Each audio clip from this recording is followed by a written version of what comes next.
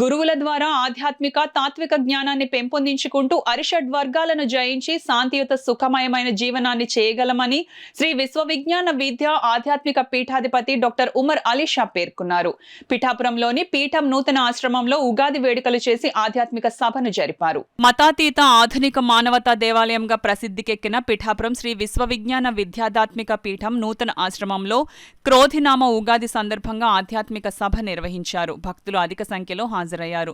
పలువురు సాహితీవేత్తలు ప్రముఖులు సభలో ఉపన్యసించారు. పీఠాధిపతి డాక్టర్ ఉమర్ అలీషా చేతుల మీదుగా వారిని సత్కరించి జ్ఞాపికలను అందజేశారు. అనంతరం పీఠాధిపతి డాక్టర్ ఉమర్ అలీషా ఆధ్యాత్మిక సభలో ప్రసంగిస్తూ ప్రజలందరికీ ఉగాది శుభాకాంక్షలు తెలియజేశారు. కార్యక్రమంలో పీఠం కన్వీనర్ పేరూరి సూరిబాబు, సభ్యులు అల్లవరపు నగేష్, భాస్కర్, ప్రకాష్ తదితరులు పాల్గొన్నారు. పునరుద్ధరించవలసినటువంటి పరిస్థితి ఎంతో ఉంది. మనం చూస్తున్నాం, ఈనాటి సమాజంలో యుద్ధాల రూపంలో, ఆహార కొరత రూపంలో, నీటి కొరత రూపంలో, పంచభూతాలు సమతుల్యత కోల్పోయి అనేక చోట్ల అనేక రకాలుగా భూకంపాలు ఏర్పడుతున్నాయి. ఇవన్నీ మనం చూస్తున్నటువంటి సమస్యలు. ఆ సమస్యల నుండి మనం పరిష్కరింపబడాలి. ఈ క్రోధినామ సంవత్సరంలో ఒక సవ్యమైనటువంటి ఆధ్యాత్మిక దిశగా మనం ప్రయాణం సాగించాలి అంటే మనందరిలో ఆధ్యాత్మికత అవసరం.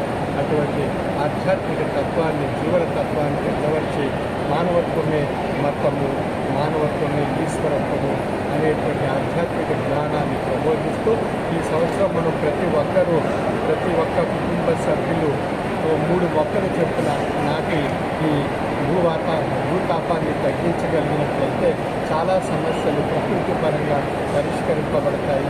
పంచభూతాలు సమతుల్యత పొందేటువంటి అవకాశం కలుగుతుంది. తద్వారా అనేక సమస్యలకు పరిష్కార మార్గము మొక్కలు నాటడం. అందుచేత వృక్షో రక్షతి రక్షిత అనేటువంటి ఒక ప్రత్యేక నానుడిని మన ఈ సంవత్సరం ప్రతి ఒక్కరూ కూడా అమలు పరచగలిగినట్లయితే ఎన్నో సమస్యలను దాటేటువంటి అవకాశం కలుగుతుంది. క్రోధాన్ని కూడా మొక్కలు నాటి క్రోధాన్ని కూడా నివారించుకోవడానికి ఒక చక్కని అవకాశం ఈ క్రోధినామ సంవత్సరం.